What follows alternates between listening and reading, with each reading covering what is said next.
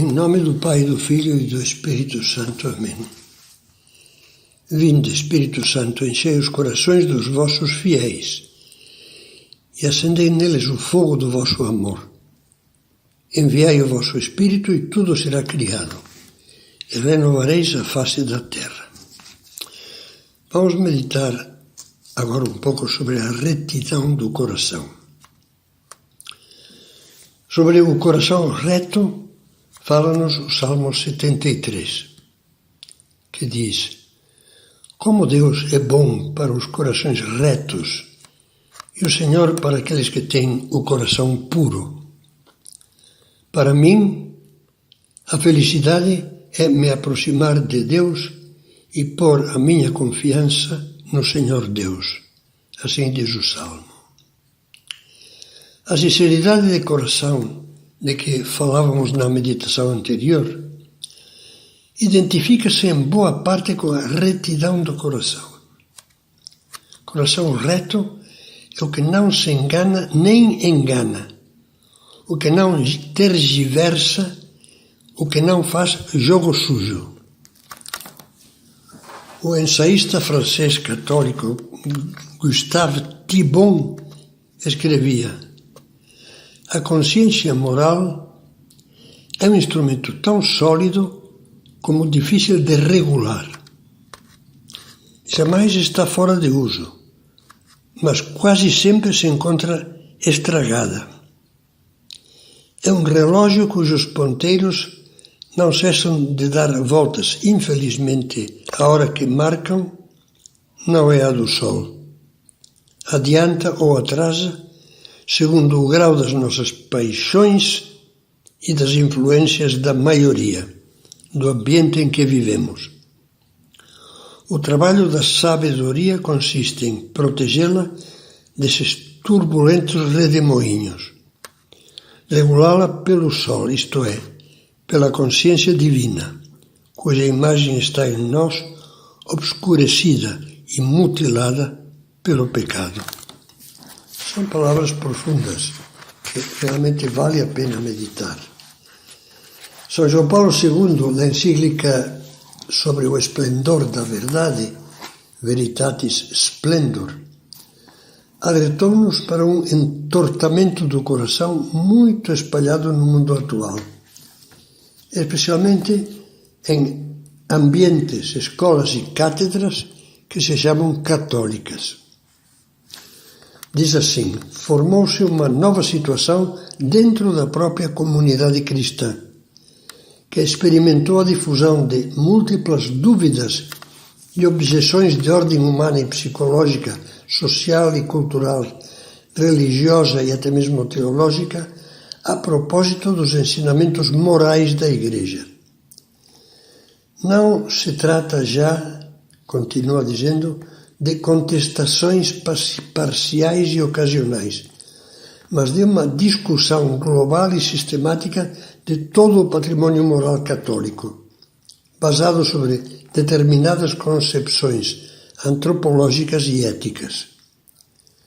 Na sua raiz está a influência mais ou menos velada de correntes de pensamento que acabam por desarraigar a liberdade humana da sua relação essencial e constitutiva com a verdade. Essa encíclica insiste muito. Liberdade fora da verdade é uma liberdade falsa, corrompida. Continua o texto. Rejeita-se assim a doutrina tradicional sobre a lei natural, sobre a universalidade e a permanente validade dos seus preceitos. Consideram-se simplesmente inaceitáveis alguns ensinamentos morais da Igreja. Pensa-se que o próprio magistério da Igreja possa intervir em matéria moral apenas para exortar as consciências e propor os valores, nos quais depois cada um inspirará de forma autônoma as suas decisões e escolhas de vida. Olha, a verdade moral, os princípios morais, a clara distinção entre o bem e o mal, são retirados assim do domínio de Deus, do único bom, como diz o Evangelho, e transferidos para o arbítrio da nossa liberdade, de uma liberdade sem lei, adaptada às conveniências pessoais e às ideologias mundanas. Uma moral subjetiva, relativa, ajoelhada aos pés do mundo e criada ao gosto do consumidor. Na mesma encíclica Veritatis Splendor, que é o maior documento pontifício existente sobre a moral, São João Paulo II tocava o nervo do mal que entorta o coração. Dizia: a liberdade humana, segundo essas teorias viciadas, a liberdade humana poderia criar os valores. Vocês poderiam criar, inventar, e esses seriam os teus valores, e pronto. A liberdade humana, releio, poderia criar os valores e gozaria de uma primazia sobre a verdade, até o ponto de a própria verdade ser considerada uma criação da liberdade de cada qual. Essa, a liberdade, reivindicaria uma tal autonomia moral que praticamente significaria a sua soberania absoluta. Quer dizer, que não seria Deus, não seria Cristo quem nos ilustrasse acerca do bem e do mal, mas cada qual faria livremente a sua própria lei. Eu acho que isto não é pecado, eu não concordo com os ensinamentos da Igreja, etc. Sucumbe-se assim à mais antiga tentação de Satanás, a do paraíso. Dizia aos primeiros pais: vossos olhos se abrirão e sereis como Deus, conhecedores, definidores do bem e do mal. Até parece, às vezes, que alguns elaboram a sua doutrina moral com o fim de enfeitar as suas próprias misérias e os erros morais predominantes no tempo. Diante desse triste panorama, é natural que o Catecismo da Igreja Católica nos alerte.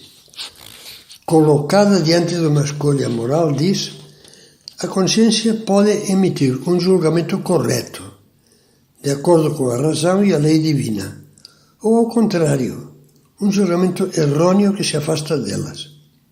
Por isso, afirma também, a consciência deve ser educada e o juízo moral esclarecido. Uma consciência bem formada é reta e verídica. Formula seus julgamentos segundo a razão, de acordo com o bem verdadeiro querido pela sabedoria do Criador. A educação da consciência é uma tarefa de toda a vida.